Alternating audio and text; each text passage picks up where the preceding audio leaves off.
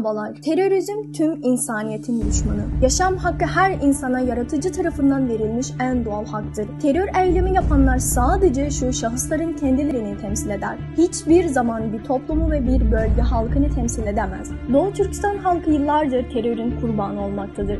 Ancak oradaki terör olaylarının dünyanın diğerlerindeki terörlerden farkı, Doğu Türkistan'daki terör olaylarını Çin hükümeti bizzat kendisi gerçekleştirmektedir. Evet, diktatör, acımasız ve kendi yasalarına bile saygısı olmayan Çin hükümeti Doğu Türkistan'daki Uygur, Kazak gibi Türk halkı üzerinde devlet terörü estirmektedir. Soykırım ve zorla asimile siyasetlerini gizlemek için Çin yöntemi Uygurları terörist olarak göstermek çabası içerisindedir. Örneğin Uygur halkının kendi insanı ve yer şerefini korumak için yaptığı çalışmalar ve direnişler bütün dünyaya terör olarak gösterilmektedir. Oysa uluslararası gözlemci örgütler Uygurların bu direnişlerini Çin zulmüne karşı bir tepki olarak görmektedir. Keyfi tutuklama, yargısız kararlar, cezaevlerindeki işkenceler, keyfi öldürmeler, milyonlarca günahsız Uygur Türklerin toplama kamplarına kapatılması, Çin yönteminin Doğu Türkistan halkı üzerinde gerçekleştirmekte olan terör olaylarından sadece bir bölümü. Uygur halkı barışsever, geniş kalpli, adaletli ve kültürlü bir toplumdur. Çok samimi ve sağlam dini anlayışa sahiptir. Çin yöntemi bir taraftan Doğu Türkistan halkı üzerinde devlet terörü uygulamakta, diğer taraftan tam tersine Uygurları tüm dünyaya terörist olarak göstermeye çalışmaktadır. Bu Çin'in ikiyüzlü ve ahlaksız bir yöntem olduğunu açık bir delilidir. Biz dünyadaki adalet duygusu olan vicdan sahibi kişiler için Doğu Türkistan halkı üzerinde gerçekleştirmekte olan devlet terörünü durdurmaya çağırıyoruz.